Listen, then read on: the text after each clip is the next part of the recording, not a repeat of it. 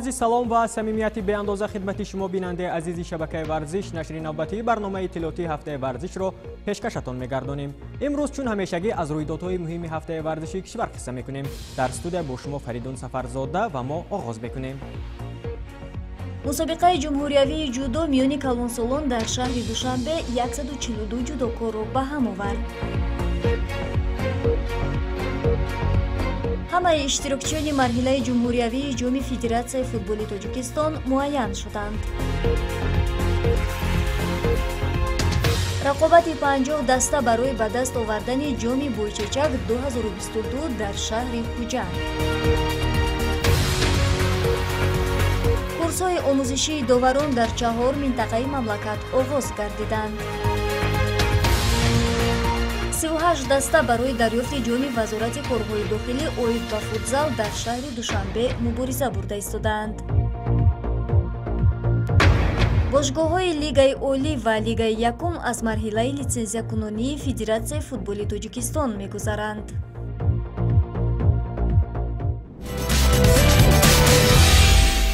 تماشابینان عزیز، هفته ورزشی کشور را از مسابقه جمهوریوی جودو میانی کلانسولان که دوام 2 روز از روی 7 وزن در شهر دوشنبه گذرانده شد شروع میکنیم.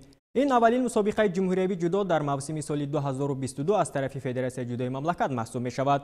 نشانهای فخری را در وزنهای گوناگون کدام جودوکاران به دست آوردند در گزارش نوبتی برنامه تماشا میکنیم.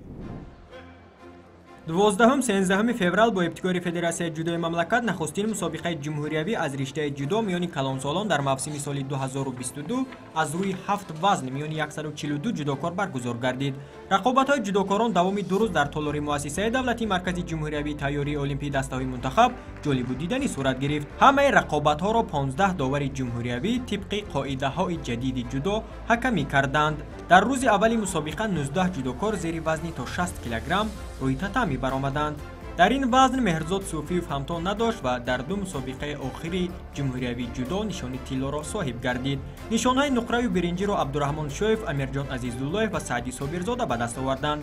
زیر وزن تا 66 کیلو ابوبکر شیروف در دور نهایی فیروز میلیبایزاده را شکست داده نشان طلا را به گردن آویخت. ایدیبک سفاروف و امام علی نورعلی نشانهای برنجی را به دست آوردند. در این وزن 43 جودوکار شرکت ورزیدند.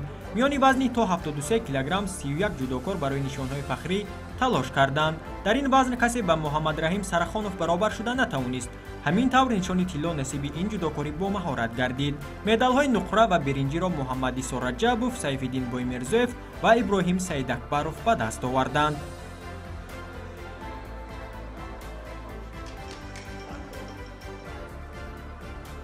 در روز دوم مسابقه جمهوریوی 49 جودوچی در 4 وزن میانی هم مبارزه بردند. زیر وزن تا 81 کیلوگرم در مسابقه قبلی عمر رسولوف نشان طلا به دست آورده بود، لیکن امروز در دور نهایی از همراز رجبوف شکست خورده نشان نقره مسابقه را به دست آورد. شیرزاد امینوف و احسان اسکندرزاده با نشانهای برنجی مسابقه اکتفا کردند. در وزن تا 90 کیلوگرم 12 جودوکار به هم آمدند. خسرو علاموف میانی همه آنها به گرفتن نشان طلا، خوشوقت ایدیف به گرفتن نشان نقره، دو نشان برنجی را میرزا شریف اسماتوف و رجب علی محمدیوف به دست آوردند.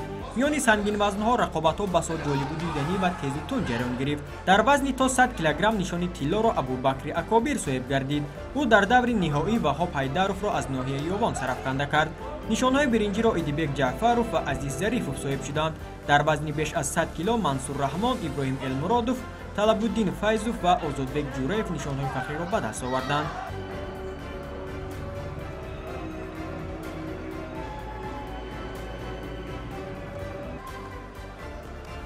جریان سبقت‌ها را مؤسسه دولتی تلویزیونی ورزش طریق استودیوی سیاره خویش ثبت کرده با صفت بلند منظوری تماشابینان گردانید. یادآور می‌شویم که در مسابقه برگزار گردیده طبق رده‌بندی عمومی جمهوریوی جودوکارانی که مقام اول را کسب کردند 700 امتیاز، جای دوم 490 امتیاز و جایهای سوم 350 امتیازی به دست آوردند.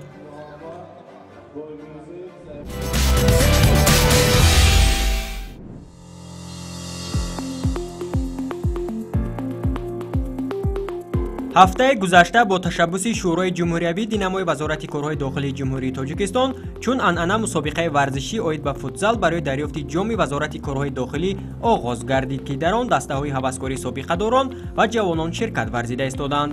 бозиҳо дар маҷмӯаи варзиши динамои вазорати корҳои дохилӣ ҷараён гирифта 28 даста миёни ҷавонон ва 10 даста миёни собиқадорон ва гурӯҳҳои мухталиф ҷудо шуда барои ҷому нишонҳои фахрӣ мубориза бурда истоданд. рӯзи 10 феврал 4 бозӣ гузаронида шуд. як рақобат миёни дастаҳои собиқадорон ва 3 рақобат миёни дастаҳои ҷавонон сурат гирифт. дар бозии аввал миёни дастаҳои ҷавонон футзалбозони Федератсияи футболи кишвар бо тими гвардияи миллӣ андари майдони рақобат шуданд. дар дақиқаҳои аввали бозӣ футзалбозони Федератсияи футболи кишвар риштаи бозиро ба даст гирифта ҳисоби бозиро кушоданд.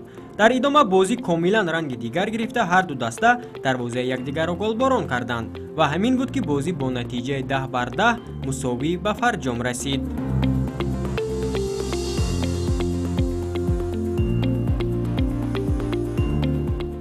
сабаби мусовӣ анҷом ёфтани вохӯрӣ дар он аст ки мутаассифона мо бозингарони захиравӣ надоштем. аз ҳамин лиҳоз бачаҳо камтарак монда шуданд ва аввали бозӣ ки ҳама ҳолати бозӣ яъне тактикӣ дар дасти мо буд. мо пешсаф будем, яъне бо ҳисоби 4-0 бозиро ба пеш бурда истода будем, вале дар охири бозӣ мондагӣ фаро гирифт, то охир натонистем ки ғалабаро ба даст орем.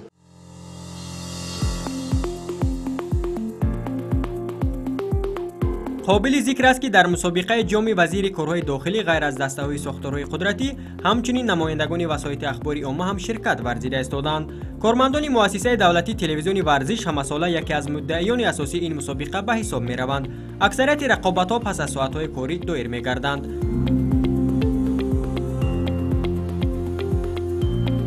дар бозии даври сеюми гурӯҳи В дастаҳои телевизиони варзиш ва прокуратураи генералӣ ба ҳам омаданд. қисми аввали бозӣ бо натиҷаи 5-0 ба фоидаи кормандони телевизиони варзиш буд. лек дар қисми дуюми бозӣ онҳо аз дарвозаашон 6 тӯб гирифта ба задани як голи дигар даст ёфтанд. яъне аниқтараш бозӣ бо натиҷаи мусовии 6-6 хотима ёфт. бозии дигар миёни дастаҳои сарраёсати иҷроии ҷазои ҷиноӣ ва тими лазиз ҳам бо натиҷаи мусовии 5-5 анҷом ёфт. миёни дастаҳои собиқадорон тими вавилон бо ҳисоби 11-3 дастаи футзалбозони фурудгоҳро шикаст доданд. рақобатҳои гурӯҳи дастаҳо то рӯзи 22 феврал идома карда, дастаҳои беҳтарин ба марҳилаи плей-оффи мусобиқа роҳхат ба даст меоранд.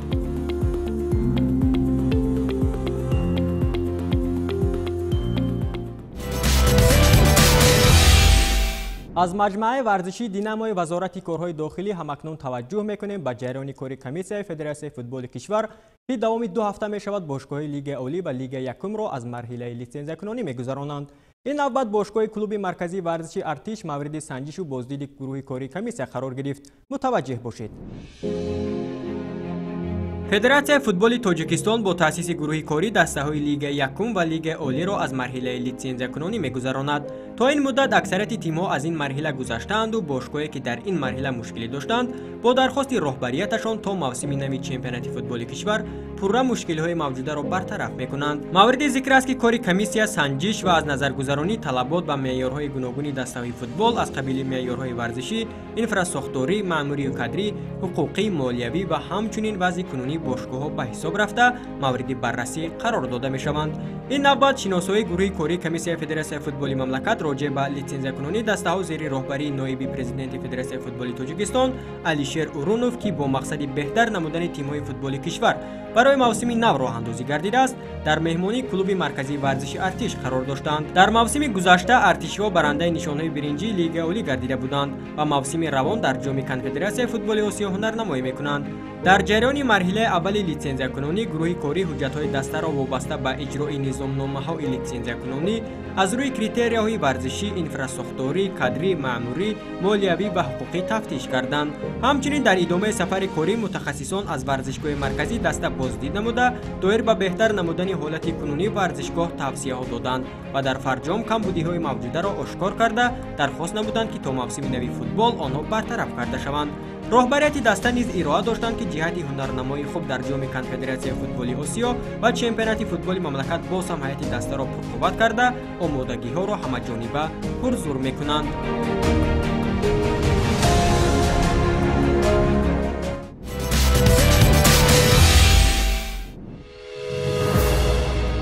ҳафтаи гузашта федератсияи футболи кишвар ҷиҳати ҷалби нафароне ки ба доварӣ шавқу рағбат доранд дар 4 минтақаи кишвар машғулиятҳои омӯзиширо шурӯъ карданд.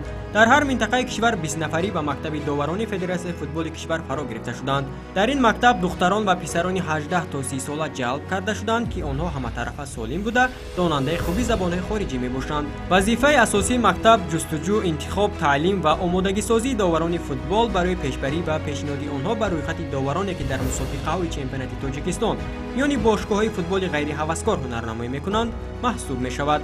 муҳассилини ин мактаб пас аз 1 сол метавонанд ки ҳамчун мутахассис яъне довар фаъолият кунанду бо гузашти вақт боз ҳам унвони довариашонро пас аз дигар машғулиятҳои омӯзишӣ беҳтар намоянд. аз ҳамин рӯз дар 4 минтақаи ҷумҳурии тоҷикистон яъне ки дар марказҳои минтақаҳо шаҳри кӯлоб, шаҳри бохтар, шаҳри хуҷанд ва шаҳри душанбе мактаби доварони федератсияи футболи тоҷикистон оғози кори худша ёфт. дар федератсияи футболи тоҷикистон дар департамент доваро дараҷа доранд. дар конфедератсияи футболи осиё ҳам дараҷа дорад. яъне ки шомил шудан ба элитаи конфедератсияи футболи осиё ҳамчун довар ин ҳисоб мешавад ки левели си яъне ки сеюм дараҷа. баъди авай мебиад левели би. левел би ки бошад и уже доварое ки иҷозат мешавад ки барои доварӣ кардан дар мусобиқаҳои сатҳи гӯем ки ҷоми конфедератсияи футболи осиё. ана барои шомил шудан ба левели а якчанд соли дига гузаштан дар корай. баъде ки шумо ба левели а шомил шудед, ана замунҷа баъд уже конфедератсияи футболи осиё ба фифа пешниҳод мекунанд ки мо номзад дорем ба чемпионати ҷаҳон. чуноне иттилоъ доданд, пеш аз машғулияти омӯзишӣ ҳар як иштирокчӣ аз суҳбати мутахассис гузаштааст ки он талаботҳои хоси худро дорад. масалан бояд довталаб забони русиро ҳатман донад ва ба довталабоне ки забони англисиро медонанд бартарият дода мешавад.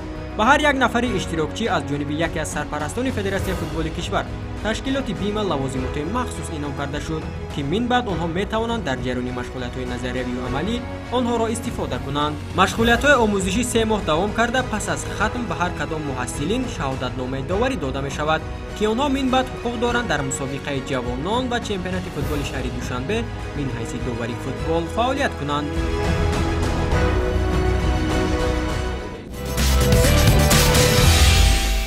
албатта ин хуб аст ки ҳар сол дар ин мактабҳо даҳҳо нафар доварони хуб ба воя мерасанду дар ин самт саҳми хешро мегузоранд. бинандагони гиромӣ, акнун ба рӯйдодҳои варзиши вилояти Суғд таваҷҷӯҳ мекунем. давоми 1 моҳ мешавад ки 50 дастаи футбол иборат аз хонандагони муассисаҳои таълимии шаҳри Хуҷанд барои дарёфти ҷоми Бойчечак 2022 оид ба футбол мубориза бурда истоданд. шумо оид ба баргузорӣ ва натиҷаи ин мусобиқаҳо маълумот доред? агар не, пас гузориши навбатии барномаро тамошо кунед.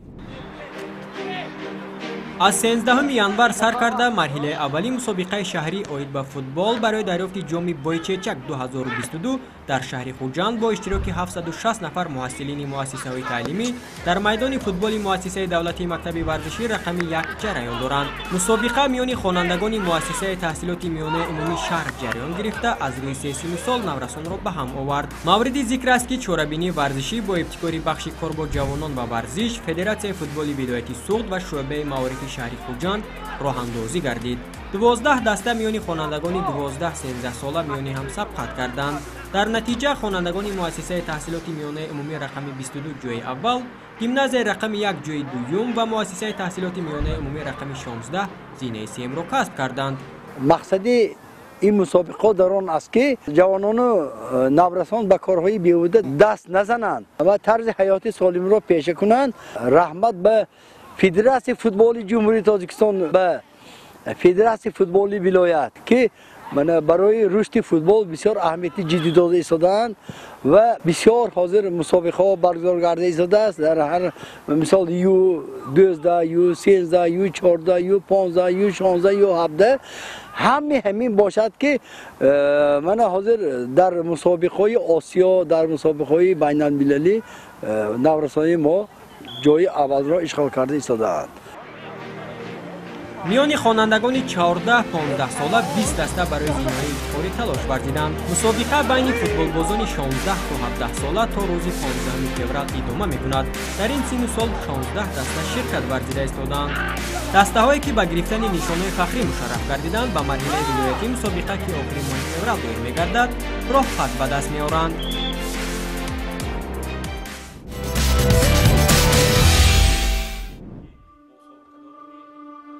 هفته سپری شده در گیمنازیای رقم 1 ناحیه باباجان غفوروف بخشیده به روز برآوردن قشون‌های سابق اتحاد شوروی از خاک افغانستان مسابقه ششکه میان خوانندگان مؤسسه‌های تعلیمی و سابقه‌داران جنگی افغانستان گذرانیده شد. راهبریت بخش کار با جوانان و ورزش و شورای اتفاق جنگاوران بین المللی ناحیه ضمن سخنرانی ارائه کردند که 454 نفر جوانان شجاع ناحیه در نبردهای افغانستان که سالهای 1979 1989 رخ داده بود شرکت ورزیده 16 نفرشان در نتیجه زدوخوردها هلاک شدند.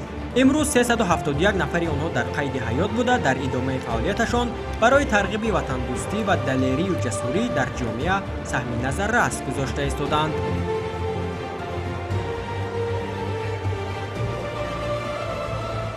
مسابقه ورزشی بین جوانان و جنگاوران اتحاد با ششکه بسیار در سطح بلند با شکوه گذشت. برگزاری این خیلی چاره‌بین‌ها امکانیتی بزرگ می‌دهند که در آینده حسی وطن پرستی وطن دوستی جوانان خیلی و خیلی بلند شود. ما کوشش میکنیم که در آینده در کجا که نباشیم برای تربیت حربی وطن پرستی جوانان حسی خود را گذارند. در این مسابقه 17 نفر سابقه‌داران جنگی افغانستان و نزدیک 40 نفر خوانندگان مؤسسه‌های تحصیلات میانه عمومی از تمام شهرک و جماعت‌های ناحیه شرکت ورزیده مهارت و ملکه ششکه‌بازی خویش را نشان دادند. اشتراکچیان مسابقه از بازی با سابقه‌داران والیده راه گردیده ابراز نمودند که در آینده به مانند آنها جسور و دلیر شده و وطن و ملت خویش خدمتی شایان می‌کنند. در فرجام غالیبان با مدال و افتخارنامه و به هر کدام اشتراکچی سابقه‌داران جنگی افغانستان تحفه‌های خاطروی بخش کار با جوانان و ورزش ناحیه انعام کرده شد.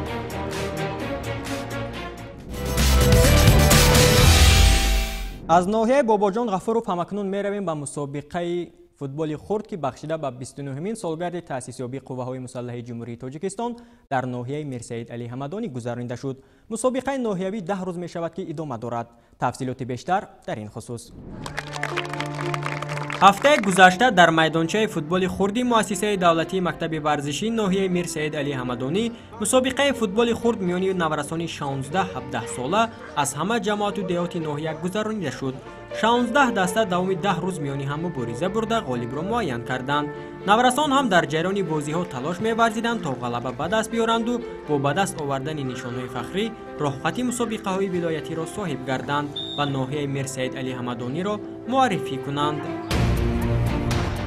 که می‌بینید ما هر یک ماه نقشه چهاربینی مکتب خود رو داریم که در هر اکثریتی ماهایی که با دو هوا ممکن است بازی کردن مسابقه 4-5 نمودی ورزش رو یک بار در مکتب می‌گذرانیم. از آنجا فوتبال خرد که در اینجا رفته ایستاده است. دستپروران مؤسسه دولتی مکتب ورزشی ناحیه بیشتر در چنین مسابقه‌ها شرکت ورزیده هنر و مهارت خویش را صیقل می‌دهند و البته برگزاری چنین مسابقه‌ها از طرف دیگر زمینه خوبی آمادگی هیئت یکچین ناحیه میان نورسان 16-17 ساله به مسابقه‌های ولایتی و جمهوریوی گردیده می‌تواند. در دور نهایی مسابقه تیم نورسان مکتب ورزشی دسته جماعت دهاتی قهرمان را شکست داده نشانهای طلا را به دست آورد. در انجام هر کدام دسته‌های غالب با نشان افتخارنامه سرفراز گردانیده شدند.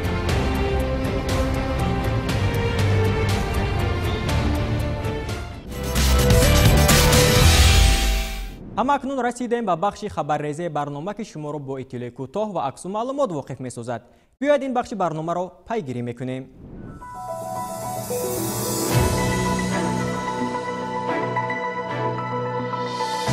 هفته سپری شده بازی‌های مرحله منطقوی جام فدراسیون فوتبال کشور به انجام رسیدند. در منطقه دوشنبه 4 دسته و در منطقه سعود و ختلان 2 دسته‌ای به مرحله جمهوریوی راهخط به دست آوردند.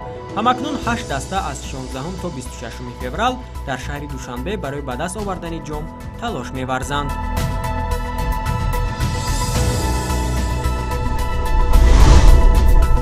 ҳафтаи гузашта давоми 2 рӯз дар арафаи таҷлили рӯзи қувваҳои мусаллаҳи ҷумҳурии тоҷикистон байни ду зудтомҳои сарраёсати хадамоти давлатии оташнишонии гарнизонии шаҳри душанбе мусобиқаи варзишӣ оид ба вазнабардорӣ доир гардид. дар мусобиқаи мазкур кормандони синну соли гуногун дар чанд категорияи вазнӣ миёни ҳамсаб қад карданд. дар фарҷом беҳтаринҳо бо тӯҳфаҳои хотиравӣ ва нишону ифтихорномаҳо сарфароз гардонида шуданд. 11 феврал дар ҷамоати деҳоти ориони ноҳияи Ашт бо ҳузури раиси вилояти Суғд Раҷаббой Аҳмадзода майдончаи варзишӣ мавриди истифода дода шуд. майдончаи варзишӣ аз ҷониби соҳибкори маҳаллӣ Талаб Каримов бо маблағи 200 000 сомонӣ бунёд шуда барои футболи хурд пешбинӣ шудааст. ҳафтаи гузашта дар ҷамоати деҳоти Янгишаҳри ноҳияи Лағш мусобиқаи ноҳиявӣ оид ба волейбол гузаронида шуд. дар ин мусобиқа дастаҳо аз ҳама ҷамоату шаҳраки ноҳия ширкат варзида ғолибон дар арафаи рӯзи артиш қадрдонӣ карда мешаванд. 12 феврал дар ҳама минтақаҳои кишвар зери шиёри зебоӣ, тавоноӣ ва доноӣ аз варзиш аст тамринҳои оммавии пагоҳи рӯзӣ гузаронида шуданд. аз 127 машқҳои пагоҳи рӯзӣ баргузор гардида 9577 нафар ширкат варзиданд ки аз ин шумора 2548 нафарашонро бонувон ташкил медиҳанд. дар ин гуна тамринҳои солимгардонӣ бештар варзишгарон, сокинони касбу кори гуногун ҷалб карда мешаванд.